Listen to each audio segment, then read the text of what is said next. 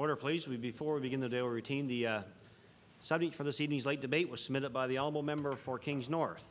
Be it resolved that civics education should be a part of Nova Scotia's high school curriculum and be debated this evening at 6 p.m. In the daily routine, presenting reading petitions.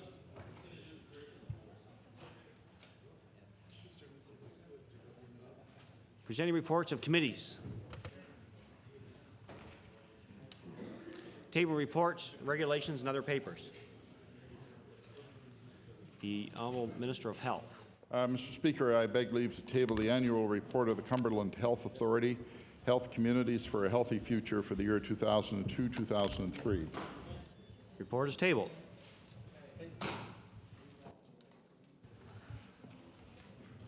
Statements by ministers. Government notice of motion. The Honourable Minister of Environment and Labour. Thank you, Mr. Speaker. I hereby give notice that on a future day I shall move the adoption of the following resolution. Whereas October 20th to 26th is Waste Reduction Week in Nova Scotia, and whereas reducing waste increases efficiency and maximizes profit, proving that what's good for the environment is good for business, and whereas there are still many opportunities for waste reduction to become part of our day-to-day business practice, therefore be it resolved that this House urges all businesses in Nova Scotia to realize the potential for profit, enhanced corporate reputation, and new business opportunities by implementing waste reduction strategies throughout their operation. Mr. Speaker, I request waiver of notice and passage without debate. Request for waivers is agreed. All those in favour say aye. Contrary-minded, nay. Motion is carried. The Honourable Minister of Agriculture and Fisheries. Doing this on behalf of the Minister responsible for the Advisory Council on the Status of Women. I hereby give notice on a future day to move the adoption of the following resolution. Whereas the Halifax Cornwallis Progress Club honors 5 outstanding women at the Women of Excellence Awards dinner, and whereas women are nominated in the fields of communications and public affairs, arts and culture, entrepreneur innovator, health, sports and fitness, education research, and corporate management and the professions, and whereas proceeds from this event's ticket sales, expected to be $35,000, will go towards Phoenix youth programs. Therefore, be it resolved that the members of this House recognize the Halifax Cornwallis Progress Club for the support of the Phoenix youth programs and extend our best wishes to all the nominees of the 14th Annual Women of Excellence Award. Mr. Speaker, I request waiver of notice. Request for waivers is agreed. All those in favour say aye. Contrary-minded, nay. Motion is carried. The Honourable Minister of Education. Mr. Speaker, I hereby give notice that on a future day I shall move the adoption of the following resolution. Whereas Ann Power, the Director of Student Services for the Department of Education, has been nominated for a Women of Excellence Award. And whereas Ms. Power gained the respect of staff and colleagues for her work in public education as a resource teacher, special education program coordinator, and consultant, and for the last 10 years as Director of the Student Services Division in the Department of Education.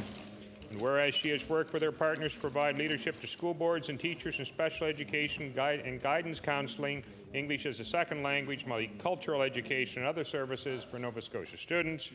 Therefore, be it resolved that all members of this House join me in congratulating Ms. Power on her nomination and in thanking her for the dedication and leadership she's shown for public education in Nova Scotia. Mr. Speaker, I request waiver of notice. Request for waivers is agreed. All those in favour say aye. Contrary-minded, nay. Motion is carried. The Honourable Minister of Agriculture and Fisheries. Mr. Speaker, I hereby give notice on a future day I shall move the adoption of the following resolution. Whereas this evening during the Autumn Assembly of the Nova Scotia Agricultural College in Truro, Dr. Philip Hicks will be installed as President. And whereas Dr. Hicks has obtained a Bachelor of Arts in Psychology, a Bachelor of Science in Biology, a Doctorate in Philosophy and Physiology, and comes to us from the Canadian Embassy in Japan, where he was a Science and Technology Counselor. And whereas Dr. Hicks will be the first President of this prestigious and long-standing institution. Therefore, be it resolved that all members of this House congratulate Dr. Hicks on his installation as the first President of the Nova Scotia Agriculture College and wish him much success in his new position. Mr. Speaker, I request waiver of notice. Request for waivers is agreed. All those in favour say aye. Contrary-minded, nay. Motion is carried. The Honourable Minister responsible for Health Promotion. Mr. Speaker, I hereby give notice on a future day I shall move the adoption of the following resolution. Whereas the Canadian Medical Association has established awards that recognize significant contributions by individuals and organizations toward a healthy population. Whereas the Canadian Medical Association has recognized Richmond County for its efforts to limit smoking in its municipality. Whereas the county was awarded an Excellence in Health Promotion Award for its ban on indoor public smoking. Therefore, be it resolved that the members of this House congratulate Richmond County on the receipt of the Canadian Medical Association's Excellence in Health Promotion Award and extend to them our best wishes in their future health promotion endeavors. Mr. Speaker, I request waiver of notice and passage without debate. Request for waiver, is it agreed? All those in favor say aye. Contrary-minded, nay. Motion is carried. The Honourable Minister of Finance. Mr. Speaker, I give notice on a future day. I shall move adoption of the following resolution. Whereas this month marks the 10th year of the Atlantic Progress Top 101 ranking of Atlantic Canadian companies, and whereas the top 101 companies employ in excess of 100,000 full-time workers and contribute over $32 billion to the economy of the Atlantic region, and whereas nearly 50% of the total are Nova Scotia businesses, therefore be it resolved, this House congratulate the top 101 companies for their contribution to a vibrant business community in Atlantic Canada and recognize the entrepreneurial spirit we have in Nova Scotia. Mr. Speaker, I request waiver of notice. Request for waiver, is it agreed? All those in favor say aye. Contrary-minded, nay. Motion is carried. The Honourable Minister of Education. Mr. Speaker, with your permission, I'd like to make an introduction in advance of reading this resolution. Sure, certainly. With us in the gallery today, Mr. Speaker, are Mr. Hal Davies, who is chair of the Aerospace and Defence Industries Association of Nova Scotia Human Resources, and Catherine McDonald, who is the managing director of Aerospace and Defence Industries Association of Nova Scotia Human Resources. Mr. Speaker, they are here in the House and for a very specific reason, and I would ask them to rise and receive the warm welcome of the House. Thank you.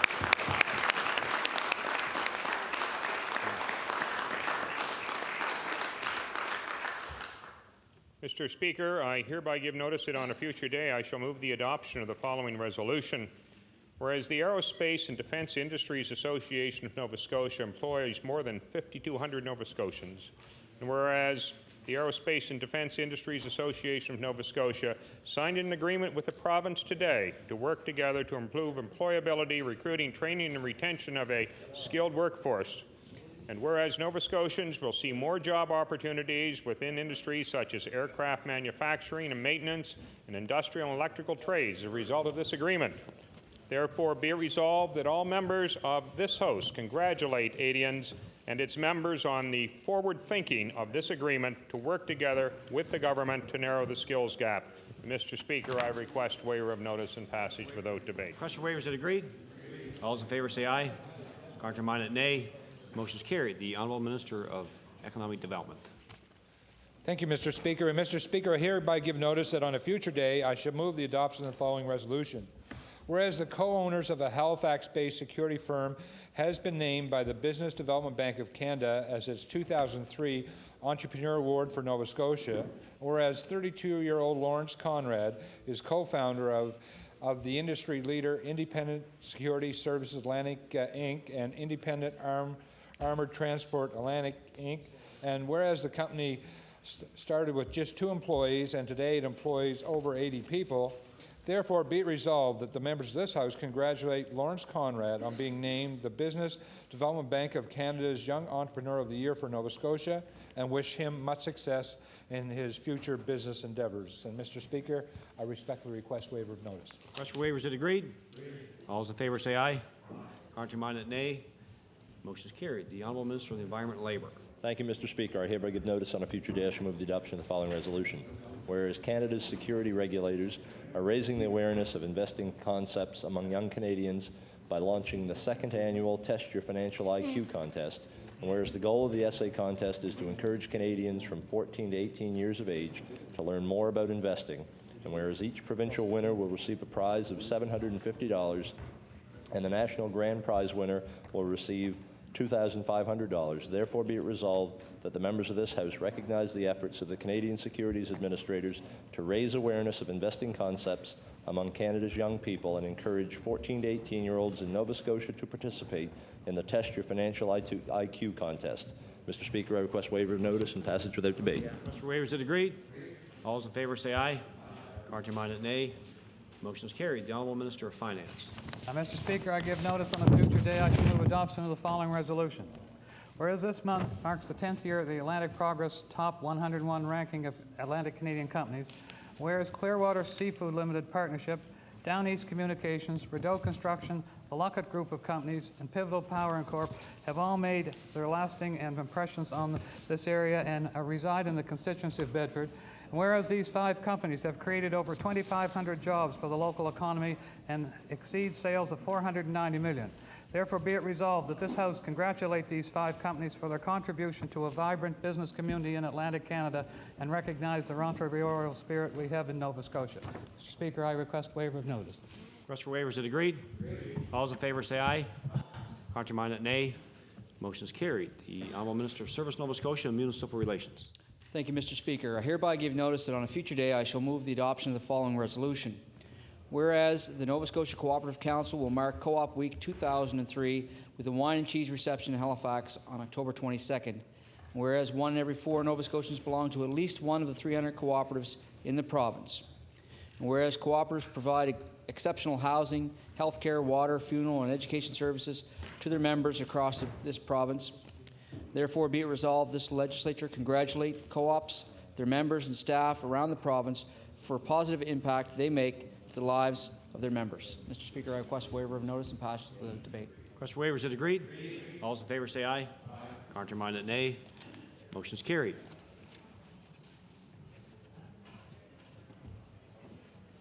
Introduction of bills. Notice of motion.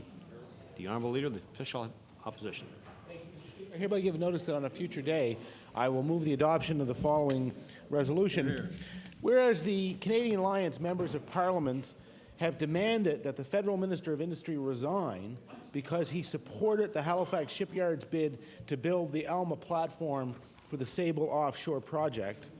And whereas the Federal Minister claims that he worked closely with the provincial Conservatives to get that contract for Canada and for Nova Scotians, and whereas Nova Scotians now await the expected merger that will see the 5 Progressive Conservative MPs swallowed up in the Canadian Alliance caucus, therefore be it resolved that the Canadian Alliance should demand Alan Rock's resignation because he continued to let ExxonMobil award its major offshore contracts overseas instead of pursuing him for his support of the Halifax shipyard and the thousands of skilled workers who are ready to work in Nova Scotia. And Mr. Speaker, I would request waiver and passage without debate. I'm sure you... Here no. Notice is tabled. The Honourable Member for Cape Breton South. Mr. Speaker, I hereby give notice that on a future day I shall move the adoption of the following resolution. Whereas Media Spark Incorporated of Sydney has been recognized with a national award for quality writing for its Go Venture Live the Learning newspaper and newsletter, and whereas the International Association of Business Communications Canada awarded a 2003 Silver Leaf Award of Merit for Excellence in Writing for electronic newsletter, and whereas Go Venture Live the Learning is a free newsletter designed to help educators and facilitators bring business to life. Therefore, be it resolved that all members of this House congratulate the people at Media Spark Incorporated for winning the 2003 Silver Leaf Award of Merit. And I would ask for waiver, Mr. Speaker. For waiver, is it agreed? All those in favor say aye. Contrary-minded, nay. Motion is carried. The Honourable Member for Colchester, Muscataba Valley. Thank you, Mr. Speaker. I hereby give notice that on a future day I shall move the adoption of the following resolution. Whereas the political landscape of Newfoundland and Labrador changed dramatically yesterday with the victory of Danny Williams and the Progressive Conservative Party, and whereas the victorious Tories captured 34 seats, the Liberals won 12, and the NDP maintained their 2 seats, and whereas Danny Williams and his team rode to victory on a campaign of eliminating the deficit and cutting waste in government, therefore be it resolved that this House congratulate Danny Williams and his PC team for their electoral win in Newfoundland and Labrador and wish them well as they get on with the difficult business of governing. Mr. Speaker, I would request waiver of notice. Waiver, is it agreed? Agreed. All those in favor say aye. Contrary-minded, nay. Motion is carried. The Honourable Member for Hants East. Thank you, Mr. Speaker. Hereby give notice that on a future day I shall move the adoption of the following resolution. Whereas agriculture is considered to be the backbone of the rural economy, and whereas that distinction is the result of those who believe in the potential of the industry, and whereas the late Donald Newcomb of Port Williams, a visionary, as shown by his lifetime of commitment to the industry, has been selected as Nova Scotia's inductee into the Atlantic Agricultural Hall of Fame. Therefore, be it resolved that this House of Assembly recognize the lifetime commitment of Donald Newcomb to the agricultural industry and offer its congratulations to his family on his induction to the Atlantic Agricultural Hall of Fame. And Mr. Speaker, I request waiver of notice and passage without debate. Request for waiver, is it agreed? All those in favor say aye. Counterminded, nay. Motion is carried. The honourable member for Cape Breton West. Mr. Speaker, I hereby give notice that on a future day I shall move the adoption of the following resolution. Whereas the NDP member for Hants East claims that participating in an all-party provincial task force to examine the impact of BSE is a waste of time, and whereas the NDP member for Hants East also claims that an all-party participation in drafting of regulations for Bill 20 is a waste of time, and whereas the NDP member for Hants East also feels all injured workers should be compensated for chronic pain dating back to 1915, irregardless of the cost to businesses in Nova Scotia, therefore be it resolved, the NDP please explain how they propose to tax industry an additional estimated $450 million to pay for this costly policy. Mr. Speaker, I would ask for a waiver of notice and passage without debate. There are several noes. Noes is tabled. The honourable Minister of Tourism and Industry. Tourism and Culture. Thank you, Mr. Tourism and Culture. Thank you, Mr. Speaker. Mr. Speaker, I hereby give notice that on a future day I shall move the adoption of the following resolution. Whereas they talk about the big fish that got away, but never about the big potato that actually stayed. And whereas Christmas Island resident Bill Higgins did have one that stuck around, one so big that it could be the largest ever grown in the province. And whereas the potato taken from Mr. Higgins' garden weighed 1.36 kilograms, and if one huge potato wasn't big enough, Mr. Higgins retrieved 10 from his garden weighing an incredible 9.28 kilograms. Therefore, be it resolved that the House of Assembly express our congratulations to Mr. Higgins for having such a potato crop and only hope that he grows them even bigger and better next year. Mr. Speaker, I request waiver of notice, passage without debate. Request for waiver, is it agreed? All those in favor say aye. Counterminded, nay. Motion is carried. The honourable member for Dartmouth East. Thank you, Mr. Speaker. I hereby give notice that on a future day I shall move the adoption of the following resolution. Whereas Nova Scotians across the province are telling us their home care hours have been cut or service has been denied outright, and whereas a resident of Dartmouth East has fought these decisions through all the appropriate steps available to him, and whereas he is still having his home care hours reduced and may face entering a nursing home at a significantly higher cost if he cannot access improved care.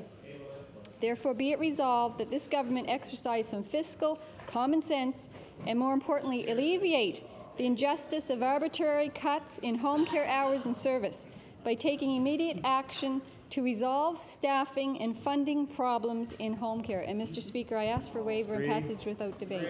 No. Notice table. The honourable member for Halifax Clayton Park. Speaker, I hereby give notice that on a future day I shall move the adoption of the following resolution. Whereas Maritime Travel Incorporated of Halifax placed in the top 100 employers in all of Canada, and whereas the editors of the 2004 edition of Canada's Top 100 Employers selected companies based on criteria ranging from vacations to philanthropy, and whereas the top 100 employers were selected from approximately 51,000 candidates nationwide, therefore be it resolved that all members of this House congratulate the owners and management of Maritime Travel Incorporated for being one of the top 100 employers to work for in Canada. Mr. Speaker, I ask for waiver of notice and passage without debate. Request for waiver, is it agreed? All those in favor say aye. Counterminded, nay. Motion is carried. The honourable member for Pictou West. Thank you, Mr. Speaker. I hereby give notice on a future day I shall move the adoption of the following resolution. Whereas the Pictou Antigonish Regional Library just held the official launch for the Pictou Library Innovation Centre, and whereas the town of Pictou, Industry Canada, the Nova Scotia Office of Economic Development, and the 144 Airfield Engineering Flight, Pictou County, are the Innovation Centre's community partners and contributors. And whereas this new Innovation Centre will better enable residents of Pictou West to learn and interact with the world of the 21st century, therefore it be resolved that the members of this Nova Scotia Legislature congratulate the Pictou Library and Innovation Centre and its supporters and wish them all the best in the future of this important project. And Mr. Speaker, I request waiver and passage without debate. Request for waiver, is it agreed? Agreed. All those in favor say aye. Aye. Counterminded, nay. Motion is carried. The honourable member for Digby Annapolis. Mr. Speaker, I hereby give notice that on a future day I shall move the adoption of the following resolution. Whereas Faith Turner Anderson, a grade 3 student at Digby Elementary School, beat out hundreds of students across Canada in a poster contest sponsored by Mothers Against Drunk Drivers. And whereas Faith's poster illustrated pictures of ballet, swimming, an office, and even a bride. Everything she accomplished in her past and everything she wants to do in the future. And whereas the poster contest is dedicated to the memory of a young child who was killed by an impaired driver in 1990. Therefore, be it resolved that all members of this House congratulate Faith Turner Anderson of Digby for placing first in the 10 and under age category for all of Canada and in the Mothers Against Drunk Drivers poster contest. Mr. Speaker, I ask for waiver of notice and passage without debate. Question for waiver, is it agreed? All those in favor say aye. Counterminded, nay. Motion is carried. The honourable member for Dartmouth South, Portland Valley. I hereby give notice that on a future day I shall move the adoption of the following resolution. Whereas on October 21st, in response to the alarming increase in the use of food banks, the Minister of Community Services claimed that his government had not cut income assistance, and whereas the government's own estimates show that the Ham government has cut income assistance by more than $37 million, therefore be it resolved that the Minister of Community Services should dedicate himself to decreasing the number of people going hungry instead of increasing the level of public misinformation about the harsh cuts he and his colleagues have made. Mr. Speaker, I request waiver and passage without debate. Request for waiver here. No. Notice is tabled. The honourable member for Annapolis. Thank you, Mr. Speaker. I hereby give notice that on a future day I shall move the adoption of the following resolution. Whereas the BSE crisis has been devastating for Nova Scotia beef farmers, and whereas the Nova Scotia beef farmers, the Nova Scotia Federation of Agriculture, and the Nova Scotia Cattlemen's Association have taken a lead in trying to find a solution, and whereas they still require the support of the government, therefore be it resolved that all parties endorse the work of the Nova Scotia farming community in trying to find a solution to the BSE crisis and recognize their importance to the rural economy. Mr. Speaker, I ask for a waiver of notice of passage without debate. Waiver is agreed. All those in favor say aye. Counterminded, nay. Motion is carried. The honourable member for Timberley Prospect. Thank you, Mr. Speaker. I hereby give notice on our future day I shall move the adoption of the following resolution.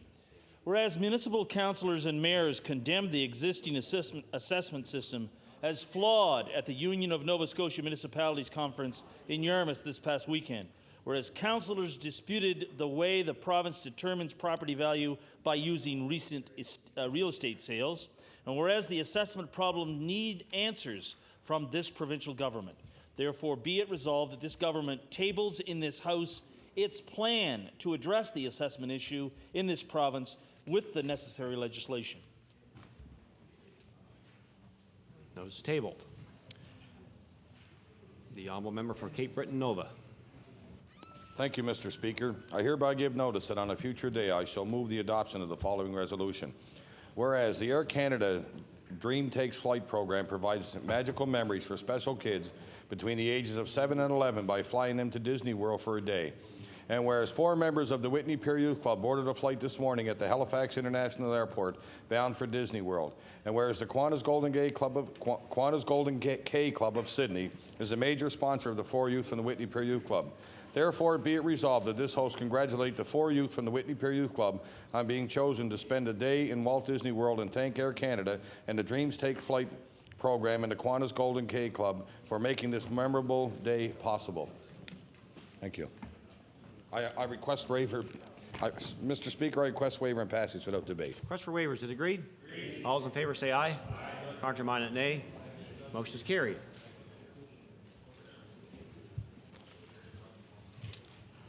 Orders of the day or question period begin at 2:29. We'll end at 3:59. The honourable leader of the official opposition.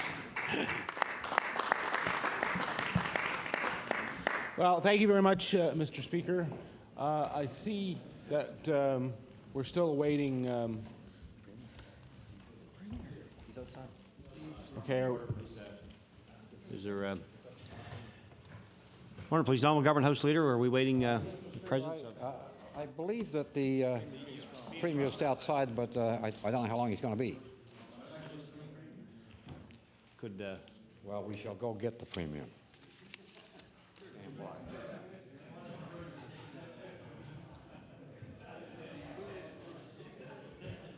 Thank you. We'll. The House will we'll stand recessed just until the arrival of the Premier, at which time question period will begin.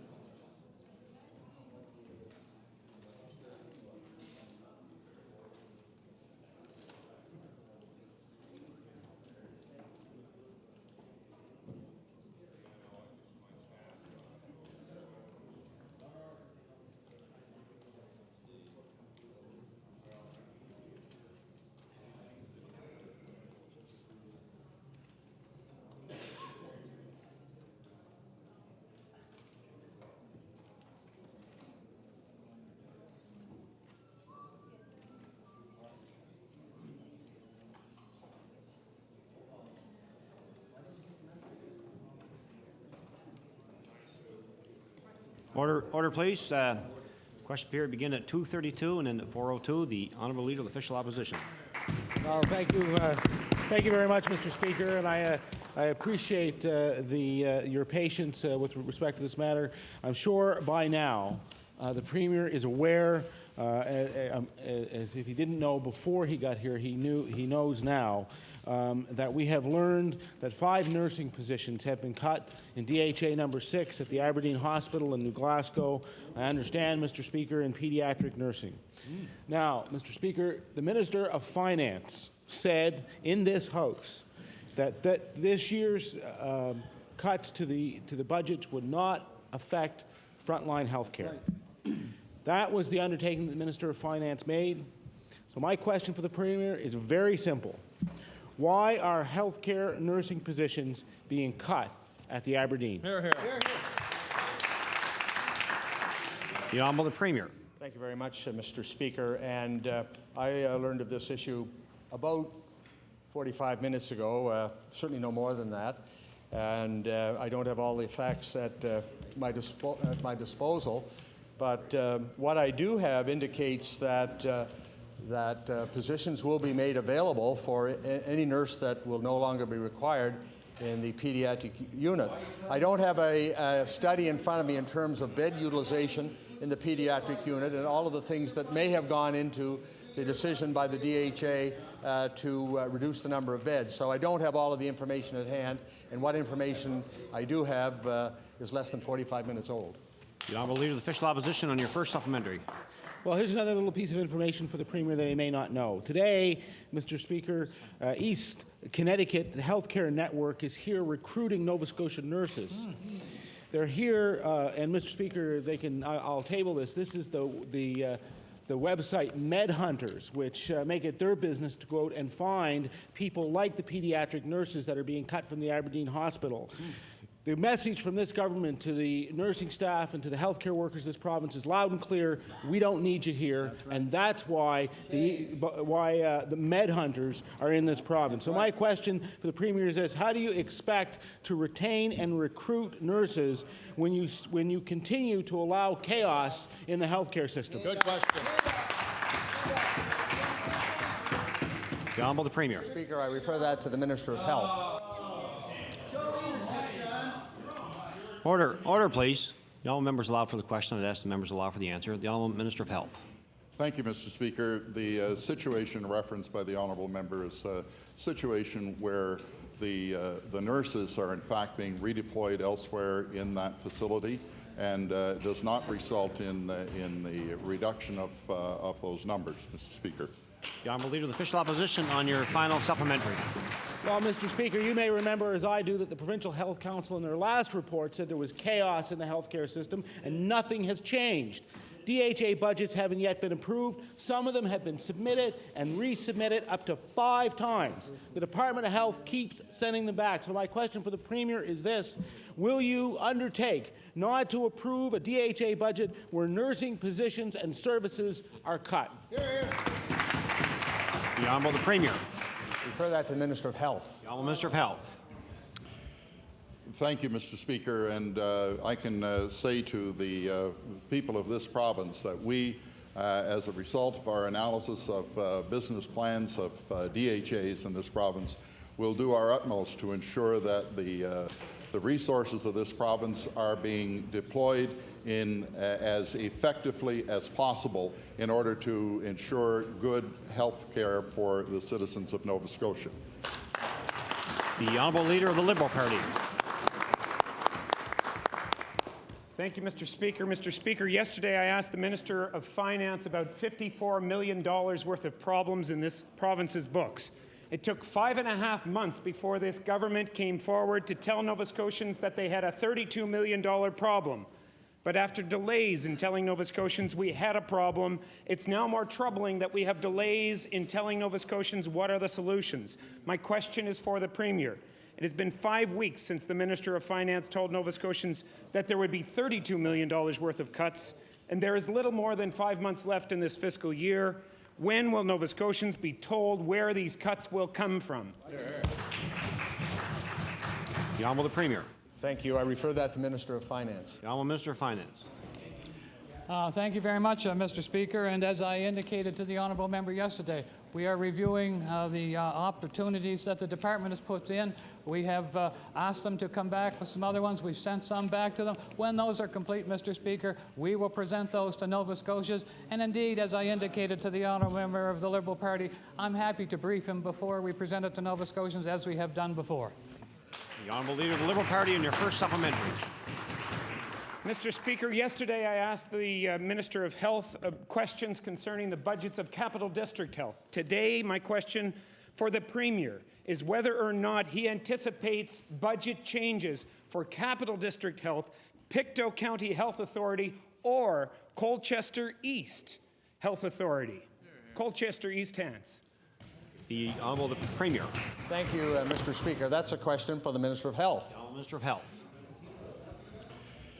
Thank you very much, Mr. Speaker. And we have met with 2 of those health authorities, Colchester and Pictou, and we are in the process of working through with them their business plan, and we will continue to work with them and support them relative to that. And I can say to the honourable member, with respect to the Capital District Health Authority, that there is an additional $27 million being injected into that authority by this government in this fiscal year. The Honourable Leader of the Liberal Party on your final supplementary. Speaker, as we said yesterday, federal money. Specifically, my question then is for the Minister of Health. Mr. Speaker, my question for the Minister of Health is whether or not there were specific discussions about freezing nursing or nursing assistant positions with respect to Colchester East Hants Health Authority or Pictou County Health Authority. Minister of Health. Thank you very much, Mr. Speaker. The discussions that were held with both of those health authorities centered around the challenges that they face, and they, of course, as a health authority responsible for the delivery of health care within their areas, are addressing those issues, Mr. Speaker, and we believe that they have the capacity and the wherewithal to make appropriate decisions relative to their challenges. The Honourable Leader of the Official Opposition. Thank you, Mr. Speaker. Mr. Speaker, in 2001, the government of Quebec investigated 2 companies that manufactured rebuilt airbags. What it found was disturbing. Airbags with gunpowder for a catalyst and metal fragments inside. An immediate recall was issued in that province, and Ontario quickly followed suit. Yet in Nova Scotia, where 200 of these airbags were sold between 1998 and 2001, no order was issued. So my question, Mr. Speaker, is for the Minister of Service, Nova Scotia and Municipal Relations. Why are there no similar warnings, recalls, or public advisories coming from that department? Now, Minister of Service, Nova Scotia and Municipal Relations. Thank you, Mr. Speaker, and I thank the member for the question. It's something that I'm unaware of, and I'll look into it, and I'll bring back to the House and to the member opposite. The Honourable Leader of the Official Opposition on your first supplementary. Well, thank you, Mr. Speaker. We're going to make them aware of it. Yeah, that's right. The Quebec government issued warnings internally and through media outlets. No such warnings can be found on the government website from 2001 or now. In 2002, the Canadian Council of Motor Transport Administrator held its national convention here in Halifax, where they announced that they were seeking a national ban on rebuilt airbags. This ban was accomplished later that year. Mr. Speaker, my question to the Minister is this. The information is out there now. How can you explain your department's failure to warn Nova Scotians of this safety hazard? Good question. The Honourable Minister of Service, Nova Scotia and Municipal Relations. As I said earlier, Mr. Speaker, I informed the member opposite that I will speak to our staff and report back to this House to the member opposite. The Honourable Leader of the Official Opposition on your final supplementary. Well, Mr. Speaker, the section of Service Nova Scotia and Municipal Relations that handles public awareness and information had its budget cut by nearly $7 million between 2001 and 2003. So, Mr. Speaker, I ask the Minister, this is just one recall of one product. How many more recalls under provincial responsibility are out there and have not been brought to the public's attention? Good question. The Honourable Minister of Service, Nova Scotia and Municipal Relations. That's him saying. Well, again, Mr. Speaker, I remain committed to the same answer I gave the first 2 times. I will say this, though, that the staff at Service Nova Scotia Municipal Relations do an excellent job protecting the people of Nova Scotia, and they handle each and every response in a very professional way. And I'm appalled at the way the member opposite would talk about our staff. Here, here.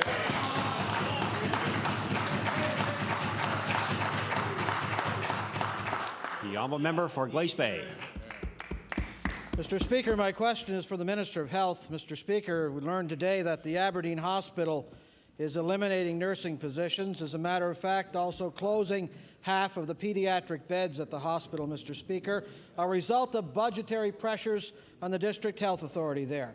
My question for the Minister of Health is, will the Minister please tell this House why his government has broken its promise not to affect frontline health care as a result of budget cuts?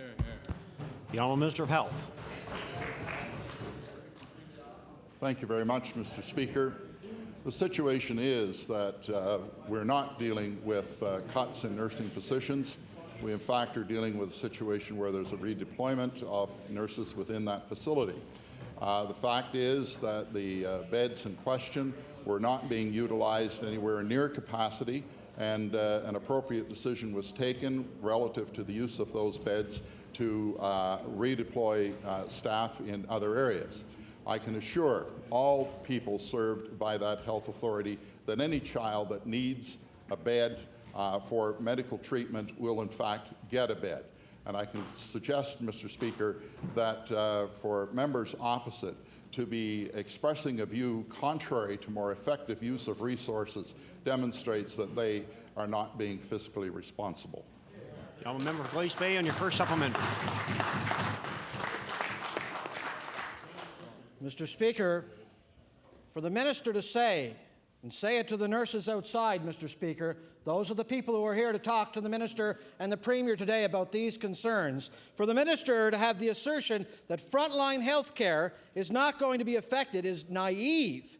It's an insult to the nurses who are here today. The work that those people do is indispensable for this province, Mr. Speaker. I'll ask the minister again, why has your government broken its promise not to affect frontline patient care because of your fiscal mismanagement? The honourable Minister of Health. Mr. Speaker, the Health Authority in question has identified an area or areas within their operation where resources can be deployed more effectively than is currently the case. As a government, we support decisions that are taken to allow that more effective use of resources to occur.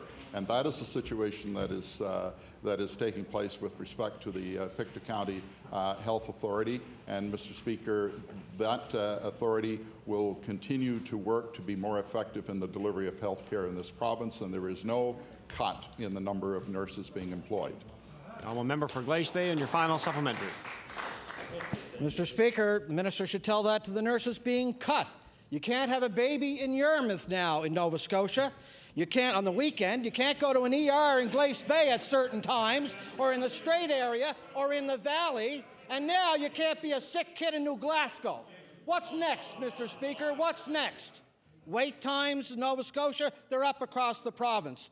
Will the minister, Mr. Speaker, will the minister promise the rest of Nova Scotia that he'll reinstate those positions, and at the same time that any other nurses will not suffer the same fate as those at the Aberdeen Hospital, Mr. Speaker? The honourable Minister of Health. Thank you very much, Mr. Speaker. The honourable member should in fact keep his research up to date. The situation in Yarmouth is now operating normally, and the people of that area are being well served. I can also say to the honourable member, Mr. Speaker, that the services being provided by the Aberdeen Hospital are first-class services. They will continue to be first-class services. And, Mr. Speaker, I repeat, there is no reduction in the number of nurses that are employed in that facility. The honourable Leader of the Official Opposition. Thank you, Mr. Speaker. My question is for the Premier. As we all know, the federal Liberals are great ones for waiving the rules, especially when it's to help one of their own. But for once, their waiving the rules may be a good thing because it set a precedent that could help Nova Scotia's shipbuilding industry. When the Liberals bought new Challenger jets, they waived the tendering rules to buy made-in-Canada jets because, and I quote, ministers should fly in airplanes made by Canadians. Which makes me wonder, Mr. Speaker, why the same waiver wasn't given when the federal Liberals bought used submarines from Great Britain, used submarines from another country, while our shipyards sat idle. So my question is this to the Premier. What has your government done to lobby the federal Liberals so they could create a made-in-Canada policy that would see naval vessels built right here in Halifax in our shipyards? Honourable the Premier. Thank you very much, Mr. Speaker. And we are concerned, and this government has been proactive in attempting to have a shipbuilding policy established in Canada. And we have been, at this point, singularly unsuccessful. There is no shipbuilding policy in Canada that puts us on a level playing field with many other countries in the world, including the United States. We have lobbied for this. We have talked with officials. To date, we have been unsuccessful. The honourable Leader of the Official Opposition on your first supplementary. Well, I thank the Premier for that answer, but I want to point out to him that this is clearly a new window of opportunity. Clearly, a precedent has been set by the federal Liberal government to buy Canadian-made equipment when it set out to purchase new Challenger jets so that their ministers could fly in planes made in Canada. Surely, the same logic should apply to the procurement of naval vessels. As the Premier pointed out, Brian Tobin headed up a federal task force that was supposed to develop a shipbuilding policy for this country, but obviously a Buy Canadian policy wasn't part of it. My question again to the Premier, can he tell this House what his government is doing to press the federal Liberals to develop a shipbuilding policy that would benefit the Nova Scotia economy? The Honourable Premier. Thank you very much, Mr. Speaker. And the member opposite will remember that this government was involved, as were others, in a shipbuilding conference in St. John's, Newfoundland, in an attempt to generate enthusiasm in Ottawa for a Canadian shipbuilding policy. And I have credited a former member of Parliament, former federal cabinet minister Brian Tobin, on his efforts to have developed a Canadian shipbuilding policy.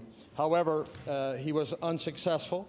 He's no longer on the scene, but we do need a policy. It would certainly benefit us, not only with the building of naval vessels, but also the building of other large vessels that are used by Canadian companies.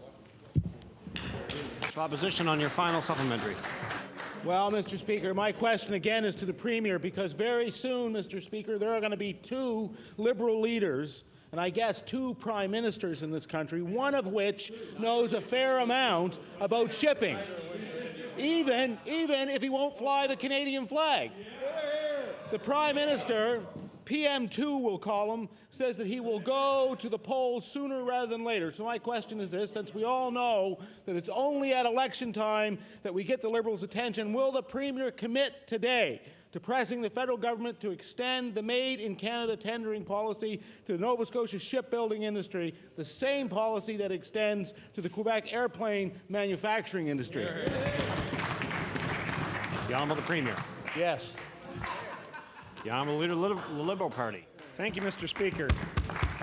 Mr. Speaker, our caucus has been asking on behalf of Nova Scotians for an accounting of the $32 to $54 million worth of cuts that are coming.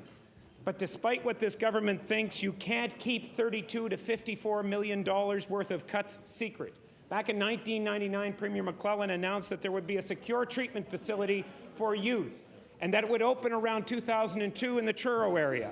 But that was delayed. It was now delayed to 2003. Order, please. Honourable Leader of the Liberal Party has the floor. Thank you, Mr. Speaker. There have been delays that continue with respect to this facility. Another delay may be on the way. My question is for the Minister of Community Services. Will we continue to ship young Nova Scotians off to other provinces, or is there a delay in the bringing into force and the implementation and running of the secure treatment facility for youth in Nova Scotia? The Honourable Minister of Community Services. Yes, thank you very much, Mr. Speaker. I thank the member opposite for the question. It is a good question. This is a facility that, in fact, was really could have been put in place many, many years ago, and it was a commitment of this government. It is soon to be opened. There are staff hired now, and they are in the process of the final training, and when that is done, it will open. The Honourable Leader of the Liberal Party and your first supplementary. Mr. Speaker, $32 million is somewhere in this government's mind, but it isn't known by Nova Scotians. And what we do know is that this government made a commitment to not cut public education, but they certainly excluded post-secondary education. Back in 1999, they reneged on an agreement for $24 million worth of funding in the operating budgets of universities. My question is for the Minister of Education. Has he been asked to cut budgets from the post-secondary education in this province, and if so, where and how much? The Honourable Minister of Finance. Mr. Speaker, when one talks about cuts to higher education in Nova Scotia, one has to talk about the previous Liberal government. The fact is that this government has increased the money given to higher education in the 5 years that it's been in province, and indeed, if it hadn't been for the cuts to the Liberal government, probably there would be no pressures on those institutions at all. The Honourable Leader of the Liberal Party, in your final supplementary.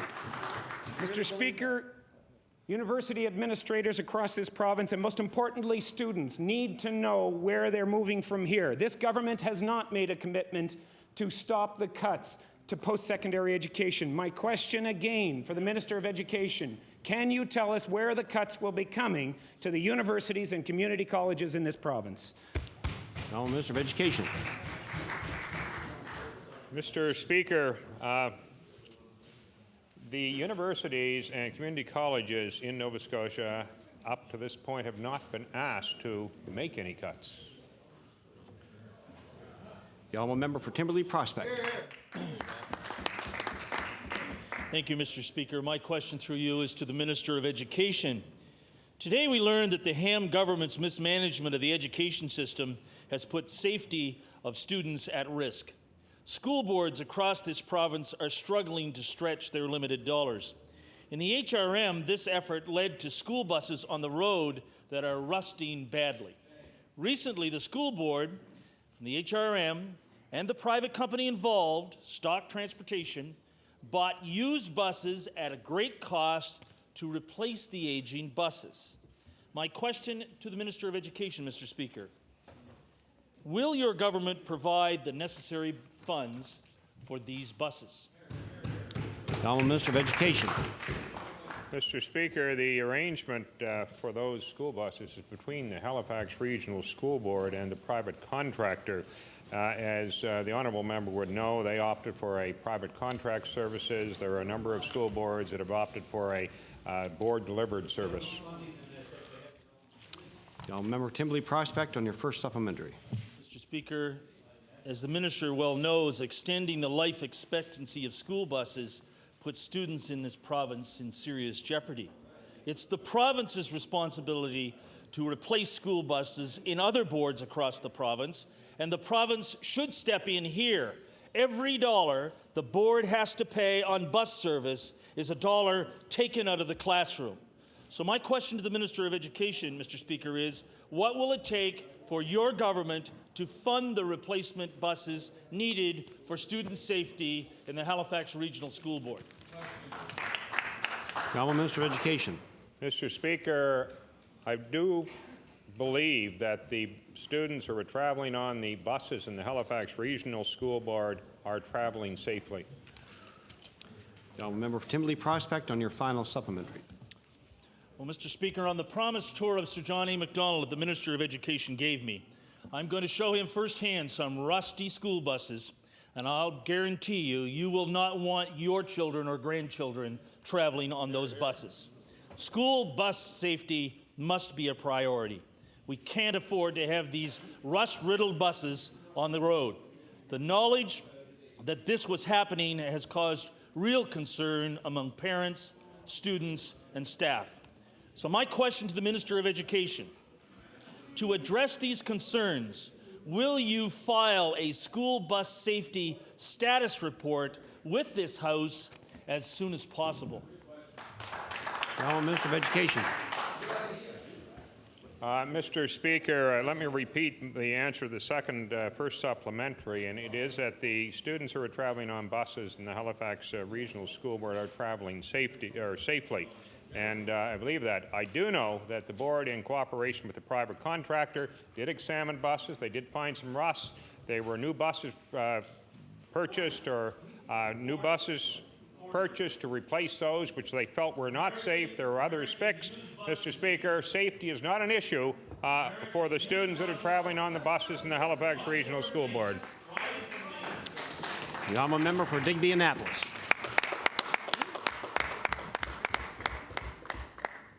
Mr. Speaker, my question is to the Premier. Mr. Speaker, during this government's last mandate, they handed over a permit to Global Quarries Limited to mine a 3.9 hectare of basalt rock on Digby Neck without an environmental assessment. Mr. Speaker, we are all aware that this came under considerable scrutiny from residents and environmental groups from across this province. Mr. Speaker, this company views itself as community-minded, and this government leaped at the chance to attract their industry. Mr. Speaker, this same company has now filed a lawsuit against the Digby Courier, its editor, a reporter, and even a senior citizen for voicing their concerns. My question to the Premier is, since you let this company into Nova Scotia, what is the Premier prepared to do to ensure that the people named in this suit have the right to free speech? Order, please. I'm not so sure if that's a matter that's possibly could be before the court, whether it can be put on the floor of this House or not. Well, it hasn't been explained, so I believe the question is out of order. Order, please. The honourable member for Digby Annapolis can still have his time on the floor. Jones is 82 years old. Junior Jones is 82 years old. Mr. Speaker, I have a problem getting these questions out. I got more, too. A lot more.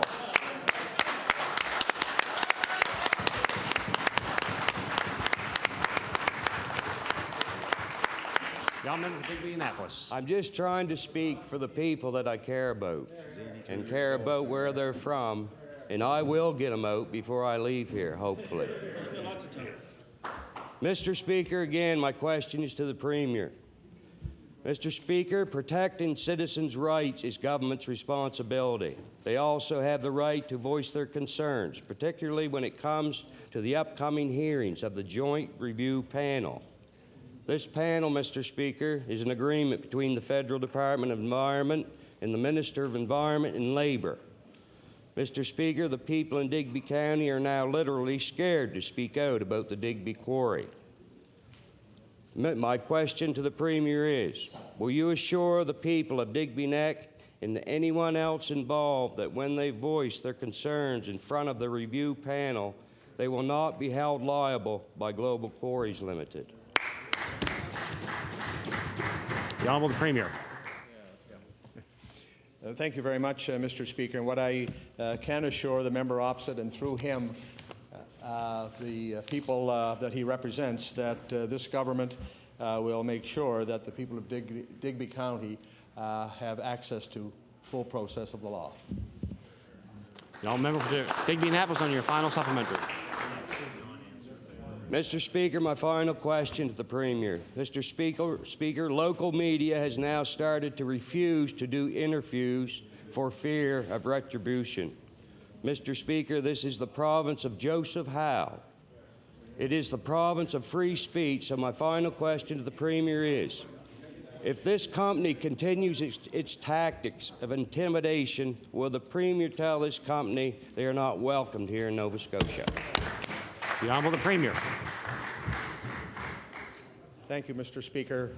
All Nova Scotians have access to the same legal system that we all enjoy.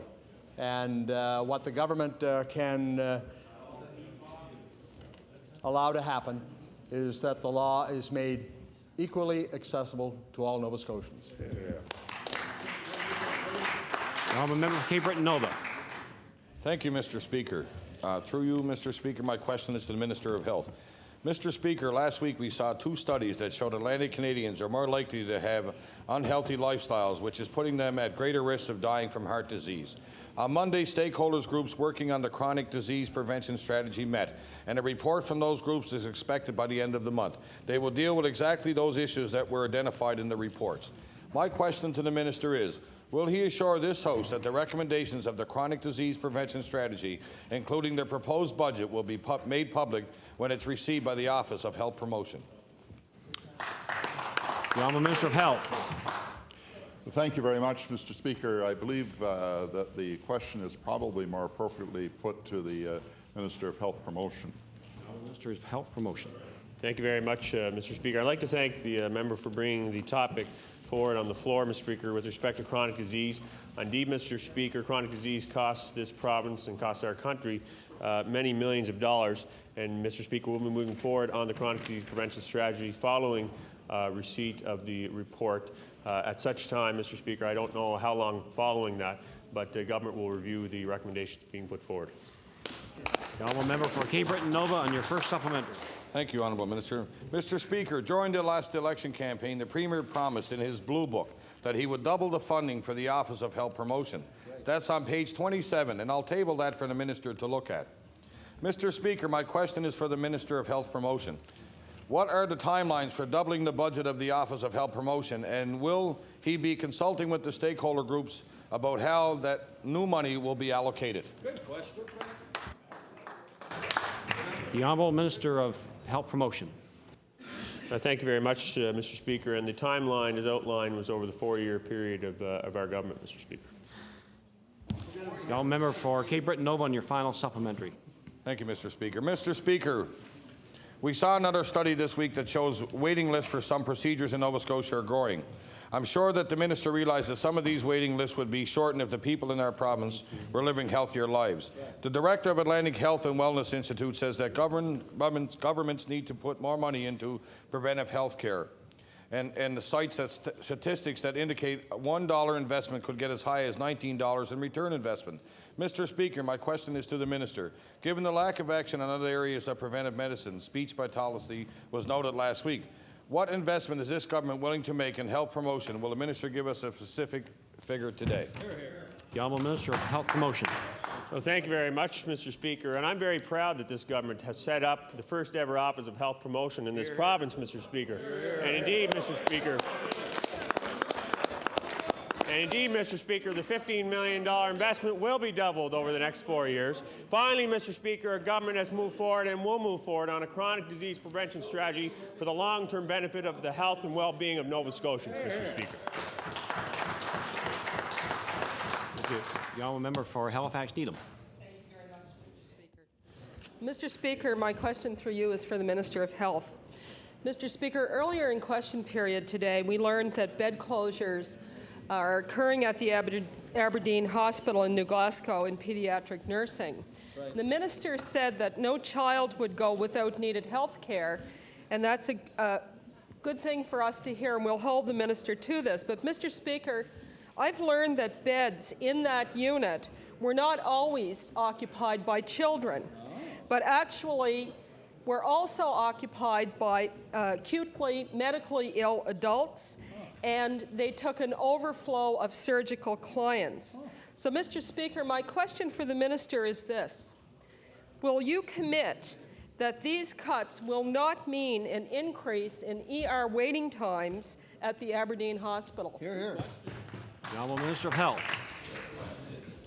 Thank you very much, Mr. Speaker. And the situation that the honourable member references is a situation where the nurses involved are in fact going to be moved to parts of the hospital where they are needed most to address the health care needs provided by that particular facility.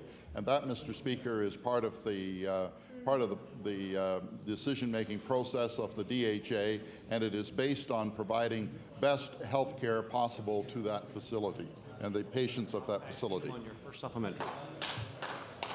Mr. Speaker, the nurses may be moving someplace else, but there are beds that will be left empty because there are no nurses in this unit to look after people who were coming out of surgery and being admitted to hospital acutely ill.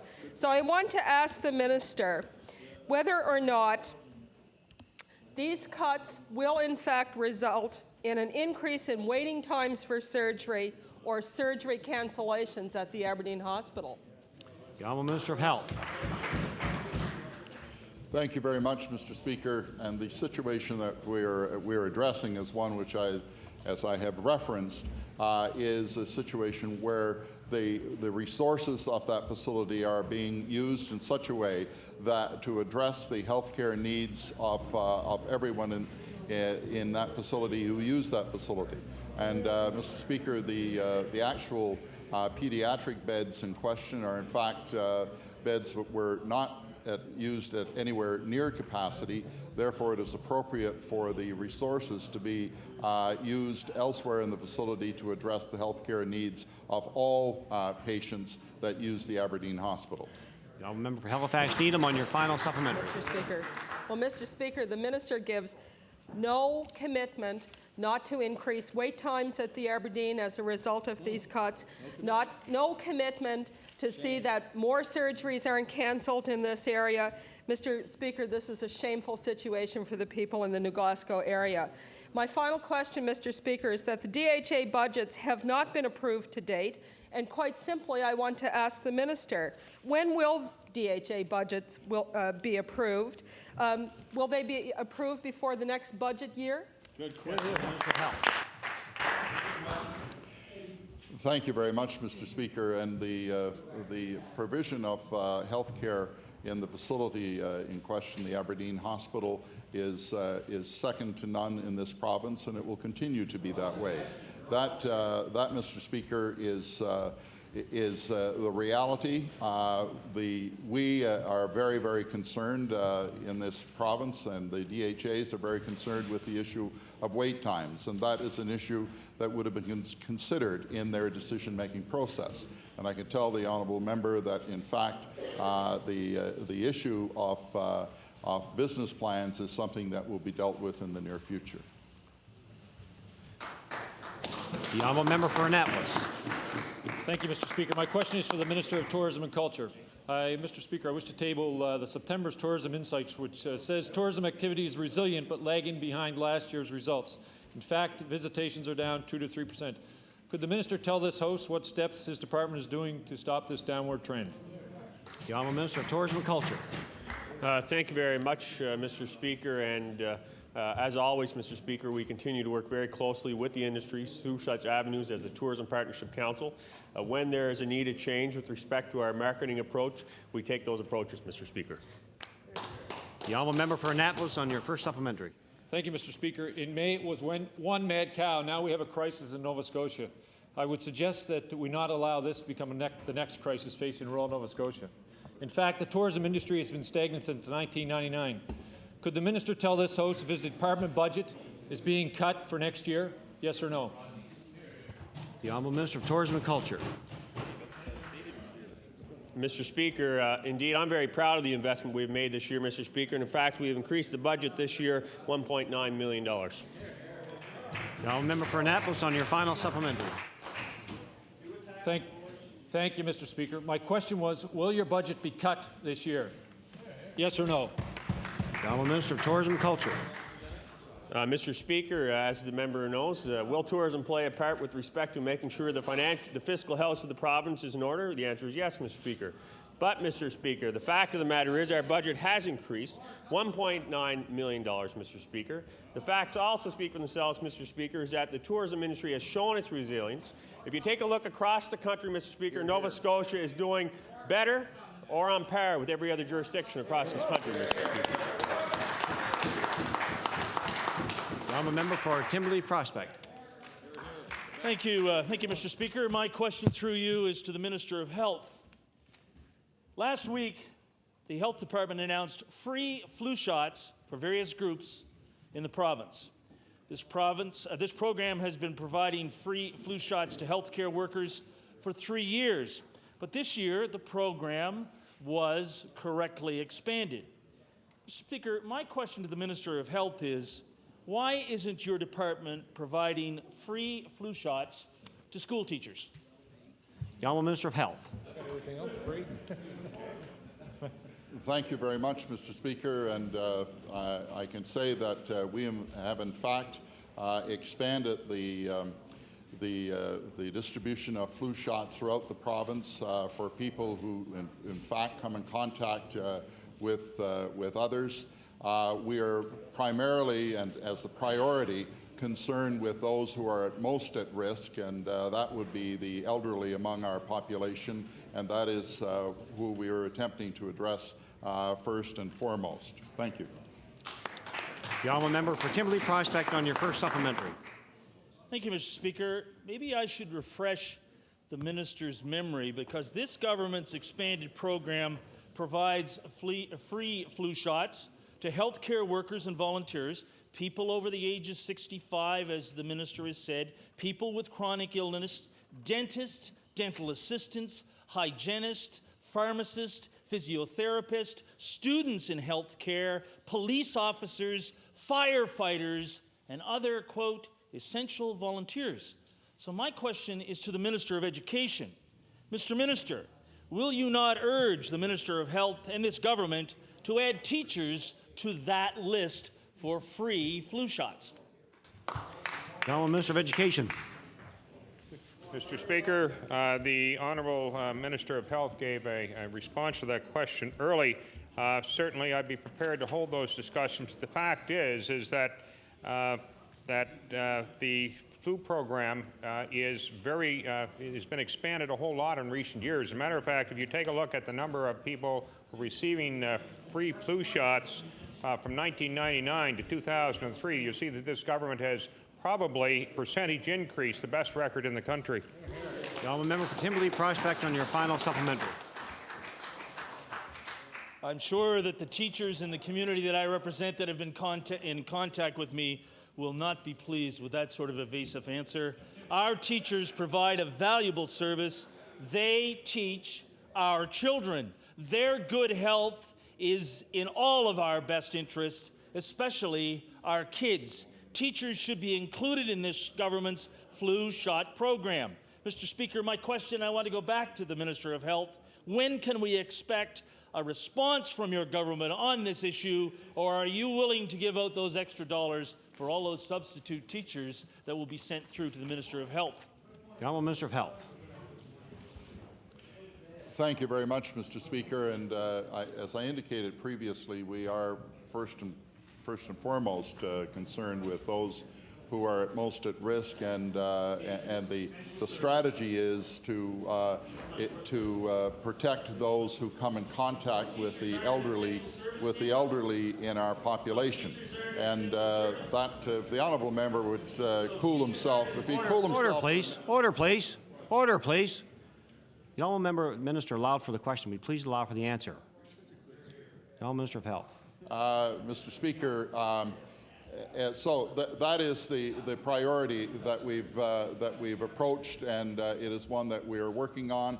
As always, Mr. Speaker, members of this House make suggestions from time to time that are worthy of consideration, and we're always open to those suggestions. And this is one that we're certainly open to and will investigate appropriately. Thank you, Mr. Speaker. South. Mr. Speaker, my question today is to the Minister responsible for the Treasury and Policy Board. Mr. Speaker, this minister is in charge of a body that is directing cuts across government. Mr. Speaker, on 2 occasions I asked this minister to reveal to Nova Scotians the documents that will give Nova Scotians a true picture of the province's finances. Mr. Speaker, while people were picking up the pieces from Hurricane Juan, the Deputy of Treasury and Policy Board, staff from the Premier's office, and other deputies attended a meeting to discuss the critical issues faced by the province. Mr. Speaker, at that meeting, a paper was submitted by a senior corporate financial analyst of the government. Mr. Speaker, once again, I asked the minister, will he reveal who was in attendance at a meeting held October 6, 2003, including whether the Premier's chief political operative, Jamie Bailey, was in attendance? Well, Minister of Justice. Thank you very much, Mr. Speaker. Mr. Speaker, in government we have many meetings that are attended by many staff members. That's routine business across government that the member should ought to know about. Y'all member Cape Breton South on your first supplementary. Mr. Speaker, the provincial finances are not routine business, with all due respect to the minister's answer. Mr. Speaker, the code of silence will only be broken when this minister decides to give the truth instead of blocking and stonewalling at every turn. The documents I have asked for are not advice to Cabinet, and I repeat, Mr. Speaker, they are not advice to Cabinet. It is not government policy, but it is a document that will reveal the true state of the provincial finances of Nova Scotia. Again, Mr. Speaker, the minister is ducking his responsibility to Nova Scotians. And I ask the minister again, why won't the minister let Nova Scotians know the true state of the province's finances and release the documents I have asked for on 2 separate occasions? The Honourable Minister of Justice. Thank you very much. Mr. Speaker, the Minister of Finance has provided a detailed update on the state of the province's finances and continues to speak in this House on a regular basis, providing Nova Scotians with information on the province's finances. Now, Member Cape Breton South on your final supplementary. Mr. Speaker, the minister knows full well what I'm asking for here. It's a set of documents that went forward that he steadfastly refuses to let Nova Scotians know what's in them. Mr. Speaker, the business plan for the Treasury and Policy Board states, and I quote, "To ensure that the expenditure and policy initiatives of the public service are planned, communicated, and implemented in a way that reflects the priorities of a government and inspires confidence in the people of Nova Scotia." Close quote. And I will table this document. Mr. Speaker, the code of silence by this minister is not inspiring confidence to the people of Nova Scotia. Mr. Minister, again, why won't you table the information and reveal the truth about the state of the province's finances by releasing the information I've asked for? Honourable Minister of Justice. Thank you very much, Mr. Speaker. Quite simply, the Minister of Finance in particular has spent many, many hours trying to detail for the honourable members the details of the province's finances. The honourable member does not care to listen, and that's nothing I can do about that. The honourable member for Dartmouth East. Thank you. Mr. Speaker, a list of the top 10 air polluters in Nova Scotia was released recently. Nova Scotia Power accounted for half of the top polluters in Nova Scotia. Its generating stations in Lingan, Trenton, Point Tupper, and Point Oconee are the 4 biggest polluters in the province. It is clear that we must find cleaner sources of electricity and heat. Mr. Speaker, my question through you to the Minister of Environment and Labour is, why is this province relying on private interests to develop alternatives, such as wind power, instead of making measures to promote cleaner energy? The Honourable Minister of Environment and Labour. Thank you, Mr. Speaker. I'd like to thank the member for the question. There's no question since I've been involved with the Department of Environment and Labour that I've come across a lot of work that has been undertaken by the department to ensure that we have better air quality, and a lot of work has been done in that area, and it will continue. They will continue to assess areas and look for improvements and make suggestions through to people who will be able to use technology. The honourable member for Dartmouth East on your first supplementary. Thank you, Mr. Speaker. Russian President Putin plans to ratify the Kyoto Accord, unlike the Ham government that has fought it at every step. With our natural gas resources, Kyoto emissions targets could mean improved prosperity for this province. Yet mishandling of our offshore resources by Tory and Liberal governments has left the majority of Nova Scotians without access to this fuel. Mr. Speaker, I ask the Minister, why are we allowing the majority of our resources to benefit other provinces and the United States while we continue to burn imported coal and oil? Honourable Minister of Environment and Labour. And the next thing, Do you want that one? Okay. Mr. Speaker, I'd like to pass that along to the minister responsible for the energy portfolio. The Honourable Minister of Energy. Thank you very much, Mr. Speaker, and it's no surprise the NDP would follow the practices of a Russian government, but here in Nova Scotia we follow one of a private sector one, Mr. Speaker. And quite simply, Mr. Speaker, we are working with our green policy, and our energy strategy sets out clearly how Nova Scotia is going to be leading the country when it comes to energy policy and implementation. The member for Dartmouth East. On your final supplementary. Thank you, Mr. Speaker. Order, please. The member for Dartmouth East on her final supplementary. Mr. Speaker, seriously, technologies for clean, sustainable power are out there. They are out there, but our province continues to use 19th century methods to generate heat and lights. Mr. Speaker, I ask the Minister, today you challenged businesses to reduce waste. When is this government going to take a leadership role in reducing air pollution as well? Hear, hear. The Minister of Environment and Labour. Thank you, Mr. Speaker. I think it's fair to say that we challenge industry each and every day to try and reduce pollutants of all type, to try and ensure that the environment of Nova Scotia is a better place for our grandchildren. Here, here. Here, here. The member for Richmond.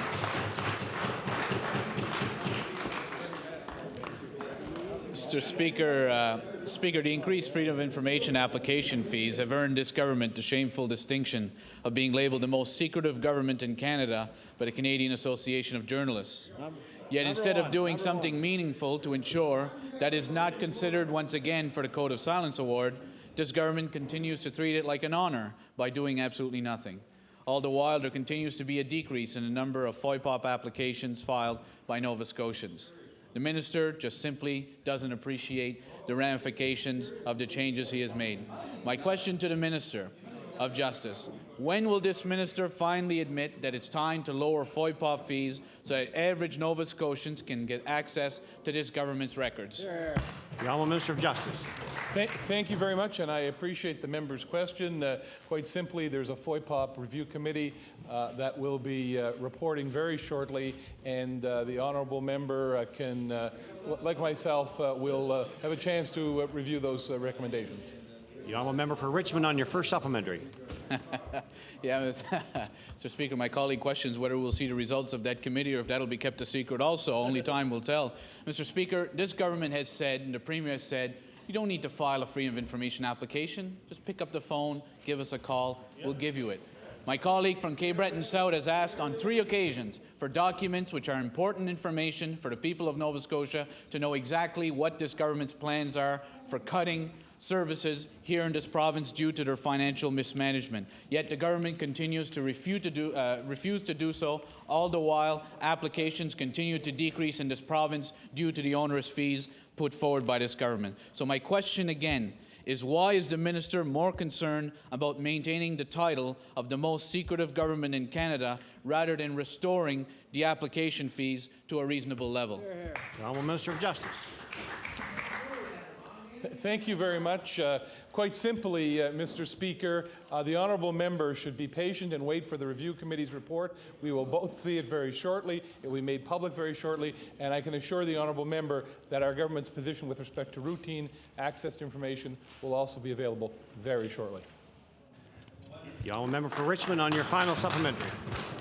Mr. Speaker, Nova Scotians expect that if user fees are going to be increased, that the government come forward and justify it by explaining that the costs and the charge are reflective of the cost of implementing the actual program. The minister to date has absolutely refused to show Nova Scotians why the fees were increased. Therefore, I ask the minister again, why will the minister not admit today, the numbers are in, the decreases are there, that your increase in freedom of information fees was simply an attempt to curb Nova Scotians' access to government information?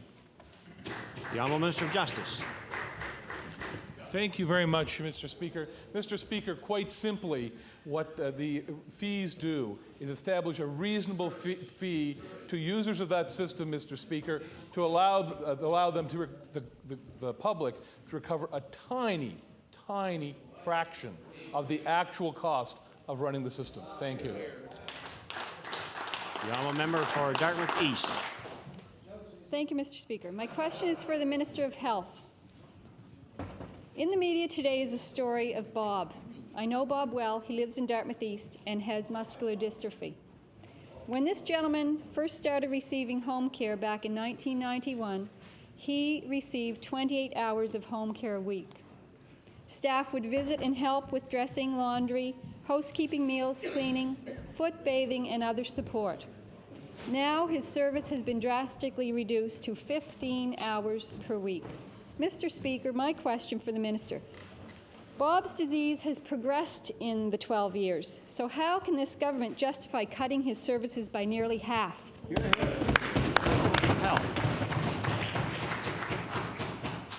Thank you very much, Mr. Speaker. The individual in question, I understand, is visited on a daily basis by care workers, and as a result of that, there is a continuing exposure to those care workers relative to the level of care that he has, and there is a protocol in place for people to observe any changes that may occur with respect to individuals in that situation. Now, a member for Dartmouth East. Order, please. Order, please. Member Dartmouth East on her first supplementary. Thank you, Mr. Speaker. Although he may be getting care on a daily basis, the hours have been nearly cut in half. So the total hours are what we're talking about here. Mr. Speaker, home care recipients and those who need home care have been complaining about problems getting home care service. Many have had their hours reduced or certain services cut entirely.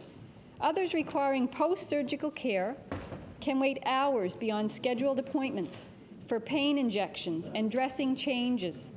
These stories suggest home care is in trouble. So, Mr. Speaker, my question to the minister through you is, since home care is intended to replace hospital services that have been cut, why is this government providing inadequate service to patients? Health. Mr. Speaker, I'm not in a position where I would agree with the premise or the question of the honourable member. Indeed, Mr. Speaker, in the previous month, or there were 2,500 cases in the Capital District adjusted each month, and we have less than a handful of appeals on those decisions, Mr. Speaker. Now, member for Dartmouth East on your final supplementary. Thank you. Mr. Speaker, adults with disabilities and their families report service cuts and far less involvement in managing their own care since Home Supports for Disabled Adults was taken over by Home Care Nova Scotia. I ask the minister, this government made election promises of improved home care and self-managed attendant care. When do they plan on delivering that? Mr. Health. Mr. Speaker, we are in fact delivering that on a daily basis to people in this province. We are seeking ways to improve on the delivery of that service, Mr. Speaker. And I can say that with respect to the person in question, we would be glad to offer that person the services of an occupational therapist if that would enhance the situation. But I can say, Mr. Speaker, that there is always room for improvement. We are seeking ways of improving, and one of those areas that we would want to look at, Mr. Speaker, is... Please, I have the record here if anybody would like to come and see it, and I would challenge anyone in this House to question the length that anybody else is on the floor. The Honourable Minister of Health has the floor. Thank you, Mr. Speaker.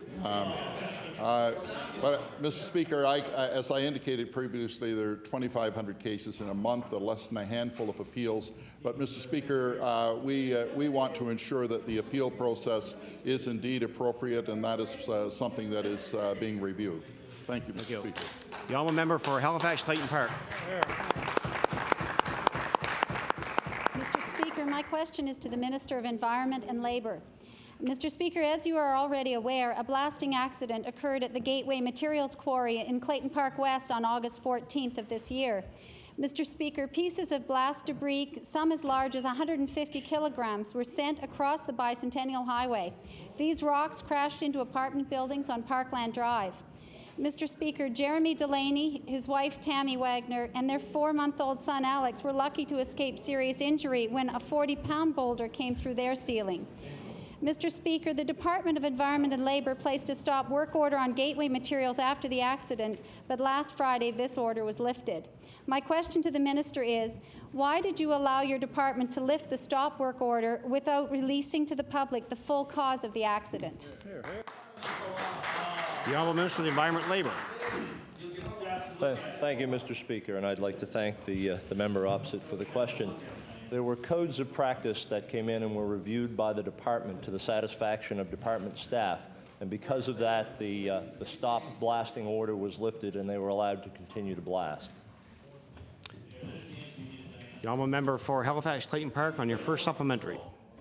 Thank you, Mr. Speaker. The residents of Clayton Park West and the drivers using the Bicentennial Highway are concerned about the possibility of another 150-kilogram boulder flying in their direction.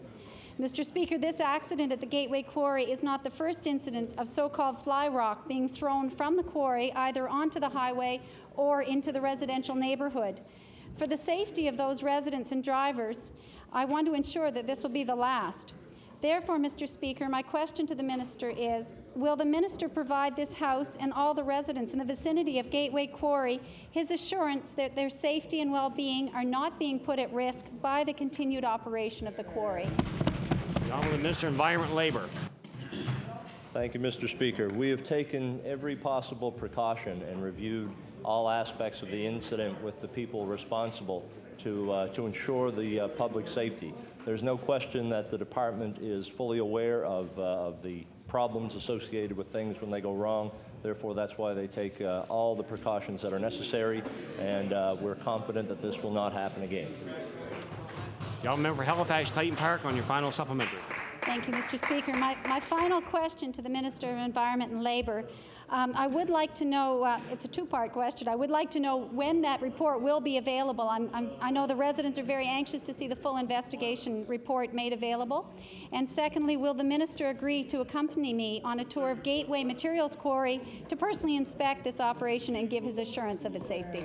Please, one question, please, one answer. The Honourable Minister of the Environment and Labour. The investigation is still ongoing, and that's why it isn't public at this point in time. And certainly when the investigation is complete, we will do everything and make available what portions of that investigation that we can. The Honourable Member for Hants East. Thank you, Mr. Speaker. My question will be for the Minister of Natural Resources. Mr. Speaker, residents in Hants County are concerned about the protection of a local treasure, Coxcomb Lake. For years, people have been using the lake's sandy beach for rest and recreation. There's a local lake association that organizes community picnics and other activities. Residents have recently become aware that the area is technically not protected by this government. So my question for the Minister, why hasn't your government provided protection for this valuable area? Hear, hear. The Honourable Minister of Natural Resources. Thank you, Mr. Speaker. And the question the member raised there on the floor today, I'm not aware of the situation, but if the member would like to bring it to my attention after question period, I'd endeavour to get the answers for him. The Honourable Member for Hants East on your first supplementary. Thank you, Mr. Speaker, and I'll do better than that. I'll bring it to the Minister's attention during question period. Mr. Speaker, the Integrated Resource Management Division of the Department of Natural Resources already views this area as a park reserve. The problem is that the province has given this area a Class 2 assessment, which means that it's open for mining and forestry and other uses.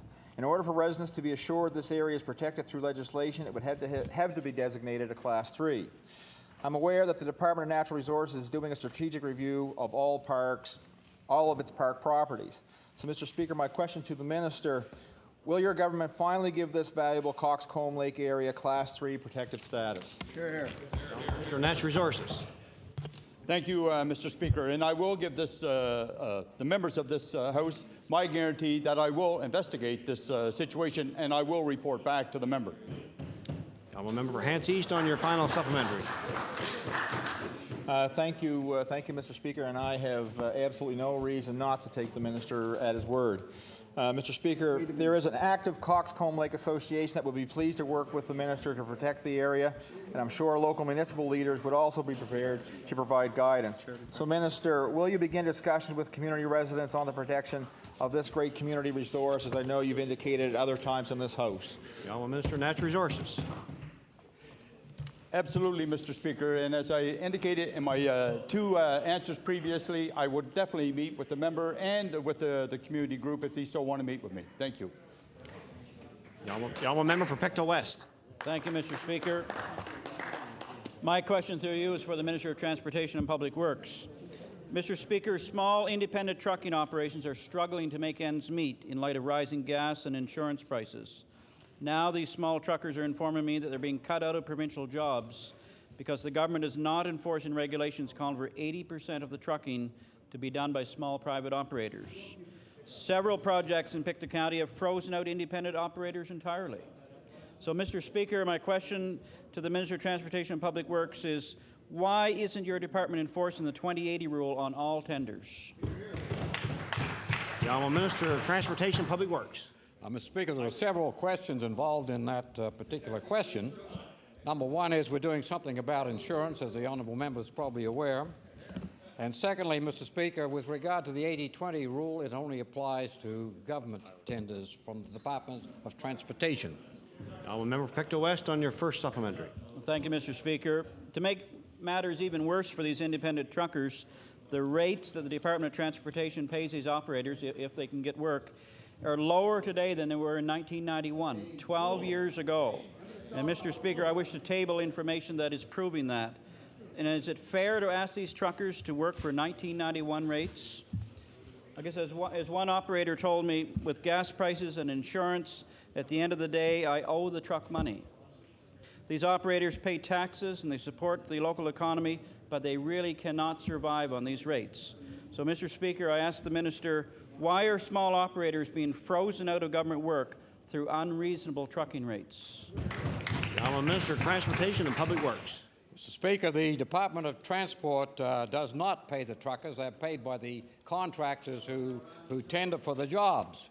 We come forward with a rate, Mr. Speaker, which is called the government rate, which is a rate established periodically to cover the transport of gravel and sand and pitch, etc., for highway construction. But, Mr. Speaker, I would say that we're, I think, the only province in Canada that has that kind of a system. If the truckers would like to abdicate from that system, they're entirely welcome to do so. Mr. Speaker, it's curious always to me why it is that truckers come to the government to set a rate, but then will go and work for a municipality at a lower rate. Now, a member for Pictou West on your final supplementary. Thank you, Mr. Speaker. But it is this government that sets the rates, and you're determining what truckers are earning out there. And one operator told me that they're comparing costs with a taxi. They found that a taxi traveling the same distance would only cost $20 less than he would get paid to haul a load of gravel at a significantly higher overhead cost to the trucker.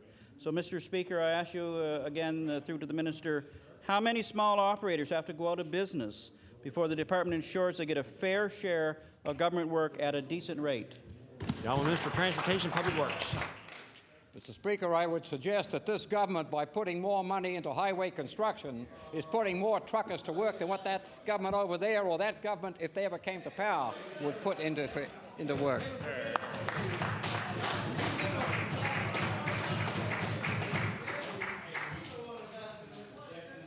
The Honourable Member for Preston. Mr. Speaker, my question is to the Minister of Natural Resources. Mr. Speaker, the forests in my riding were severely affected by Hurricane Juan. Mr. Speaker, the private woodlot owners in the area of Westfall, Mineville, and Preston lost a significant amount of forested area. These trees represented a great value to these landowners in the area.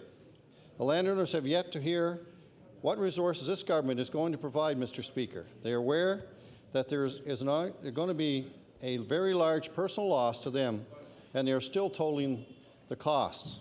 Small woodlot owners will not be covered under the current disaster program. Mr. Speaker, my question to the Minister is, what assistance is the Department of Natural Resources planning to provide to these private woodlot owners? Honourable Minister of Natural Resources. Thank you, Mr. Speaker, and I'd like to refer that question to the Minister of EMO. The Honourable Minister responsible for the Emergency Measures Organization. Thank you very much, Mr. Speaker, and certainly, Mr. Speaker, if it was our intention when we did the press conference and published the material on Monday that it would be the opportunity for members of this House and the general public, especially woodlot owners, to take advantage of the expanded DFFA policy. Small woodlot owners are included in that policy if they have significant damage, and a number of woodlot owners across this province are now accessing the applications forms through Access Nova Scotia, the 10 designated centres in the zone. Honourable Member for Preston on your first supplementary. Thank you again. My question again this time is to the Minister of Natural Resources. Mr. Speaker, the forests mentioned previously also have another problem. It is in the quarantine area for the longhorn spruce beetle. The Member Preston has the floor. Mr. Speaker, these areas are fine to be processed under the supervision of Canadian Food and Inspection Agency. However, Mr. Speaker, the beetle's behavior in Europe favors trees that are already dead or weakened by disease or other factors, hence the upcoming possible spread of the beetle in this area, as trees will die if they're not harvested immediately laying on the ground. Mr. Speaker, the adult beetle emerges in late spring and early summer and will be looking for new homes to reproduce. And with the forests the way they are, the trees laying flat on the ground, it's almost impossible to harvest these. My question is, will these trees be cleaned up in a timely manner to make proper use of these trees before they can become homes for longhorn spruce beetle with assistance from the department? The Honourable Minister of Natural Resources. Thank you, Mr. Speaker, and I'm very pleased to rise to my place and respond to the question today.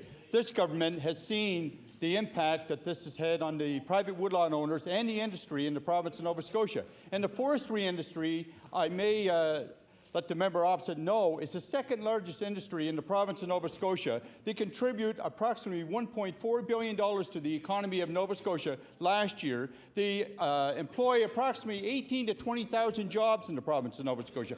That's why this government has seen to enhance the disaster relief program for the forestry. Thank you, Mr. Speaker. Member for Preston on your final supplementary. Well, the minister didn't answer my question. What is going to happen with these trees that are going to be host to the longhorn spruce beetle and going to create more problems and at the same time losing this valuable resource? My question to the minister is, when will the government begin to pay attention and get involved with the loss that will be incurred by these small woodlot owners, not the large forest industry people? Resources. Thank you, Mr. Speaker. And every day since Hurricane Juan, this minister, along with his department staff, has been discussing our plan to help the private woodlot owners and the industry out. And I can tell the member opposite, I met with industry this morning at 7 a.m. to discuss a way that we could help the private woodlot owners out. I had met with the Forest Products Association last week, which happens to have approximately 900 members, Mr. Speaker, and they all are willing to contribute and help one another out to enhance this program that we have put forth to the private woodlot owners. Thank you, Mr. Speaker. I'm a member for Cape Breton, Nova.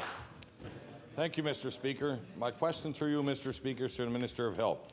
Mr. Speaker, last week, Cancer Care Nova Scotia reported that while the incidence of cervical cancer in Nova Scotia decreased by 52% between 1971 and 2001, Nova Scotia still has the highest rate of cervical cancer in Canada. Sadly, in Cape Breton, the rates are even higher than the provincial average. Mr. Speaker, we've all seen the ads on television urging women to get regular pap smears. My concern is the successful pilot projects in Cape Breton are currently being evaluated and may be in danger of losing their continuing funding. Mr. Speaker, my question for the minister is, will he commit to extending pilot projects for paid community lay educators to allow them to continue their valuable work in this community? The Honourable Minister of Health. Thank you very much, Mr. Speaker. And the important part of any program is an evaluation stage. And usually, if programs are effective, the evaluation demonstrates the effectiveness of that program. We are dedicated within the Department of Health and as a government to ensuring that as many citizens as possible are able to detect signs of disease as early as possible in order to ensure that the adequate treatment is provided. And that, Mr. Speaker, is the approach that we will take in this regard.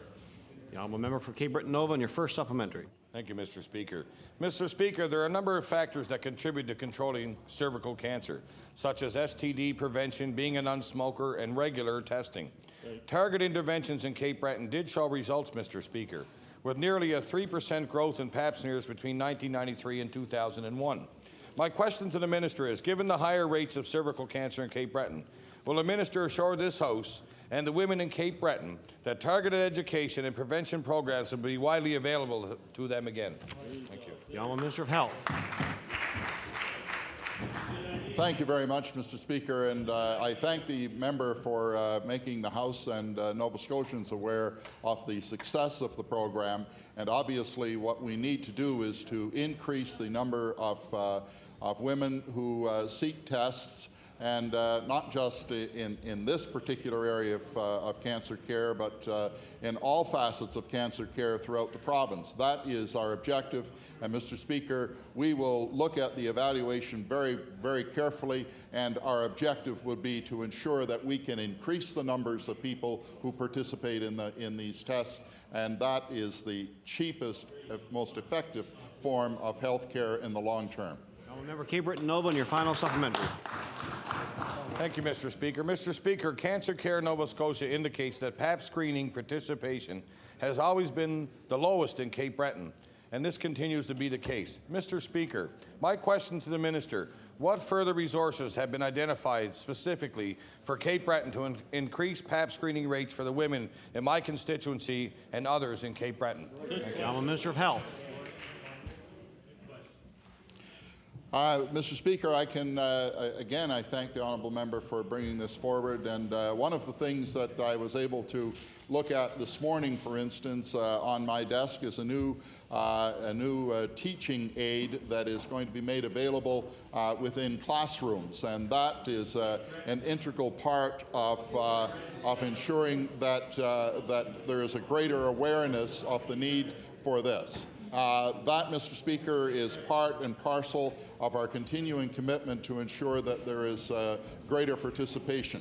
Cancer Care Nova Scotia has done a tremendous job in promoting the need for preventative action on the part of our citizens, and we will continue to encourage and support Cancer Care Nova Scotia in that regard.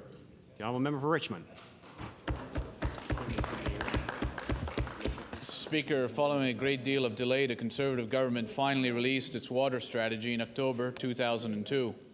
At the time, the government told individual homeowners it was their responsibility to have their private wells tested and actually encouraged them to do so.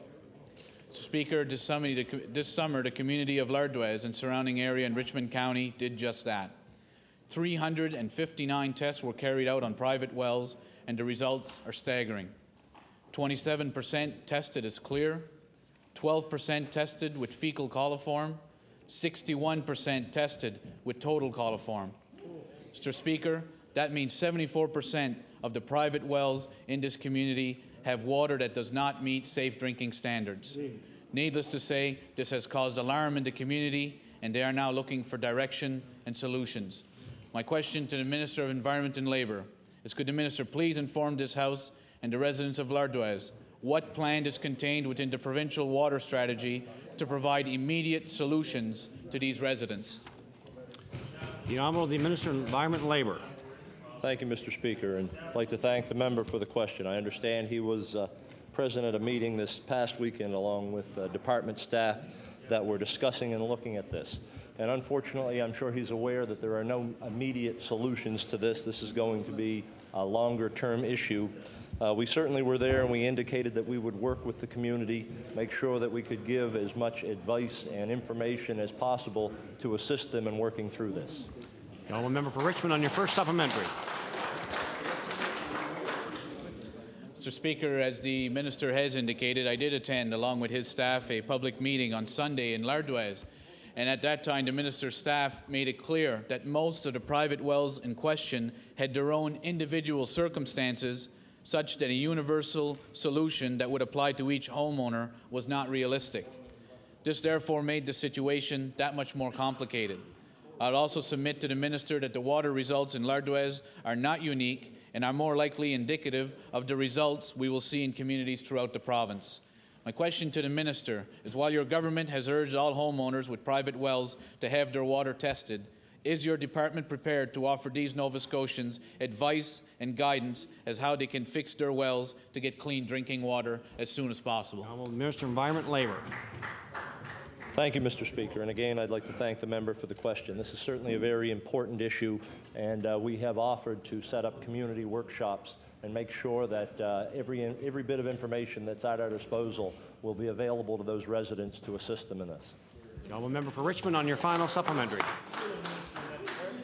Mr. Speaker, in light of what the situation in Walkerton and in other communities, many Nova Scotians, and especially the residents in Lardouez, are concerned that their well water will have a negative impact on their overall health. Mr. Speaker, clean drinking water must be a right in our province, not a privilege. My final supplementary is what assurance can the minister, either through the provincial water strategy or through his department, give to the residents of L'Ardoise that his government is prepared to deal with this issue and will provide immediate solutions so that residents can once again enjoy clean drinking water? The Honourable Minister of Environment and Labour. Mr. Speaker, and again, I'd like to thank the member for the question. There's no doubt that the department will work in all possible ways with the residents to assist them in correcting this problem. The Honourable Member for Sackville-Cobequid. Thank you, Mr. Speaker. My question through you is for the Minister of Health. When it comes to good news announcements, this government has no shame in making the same ones over and over. Few people in Nova Scotia know this better than residents of Sackville, Bedford, Waverley, Fall River, East Hants, and surrounding areas. These people have one important thing in common, Mr. Speaker. They're served by the Cobequid Community Health Centre. Increasingly, these healthcare workers providing that service have been feeling more stretched and stretched every day. Last year, for example, Mr. Speaker, the centre served over twice the number of patients it was designed to handle. This government has made a number of different announcements about the construction of a new centre. Mr. Speaker, my question to the minister is why has your government still not called the tenders for this new facility? The Honourable Minister of Health. Thank you, Mr. Speaker. The steps with respect to any facility, of course, is to ensure that there's appropriate site work takes place. I can tell the honourable member that the budgeted amount of $33 million is in place. The site work is now underway, and tenders will be called in the near future. Honourable Member Sackville-Cobequid on your first supplementary. Go get him now. In the near future. Thank you, Mr. Speaker. Many of the residents that use this centre are represented by members of the government and are starting to run out of patience for this new centre. Mr. Speaker, the Liberals made an election-style promise about this hospital in 1998, and it appears this government did the same thing this past summer, just prior to the election. All talk and no action. Not only are the tenders not called for in this new facility, Mr. Speaker, but the staff are still stretched to the limit, serving twice as many as it was intended to do. My question to the Minister of Health through you, Mr. Speaker. Order, please. Order, please. The Honourable Member for Sackville-Cobequid on the question, please. Thank you, Mr. Speaker. My question through you to the Minister of Health. Could the minister tell this House whether the government financial cutbacks have led to any positions going unfilled at the new Cobequid Community Health Centre? The Honourable Minister of Health.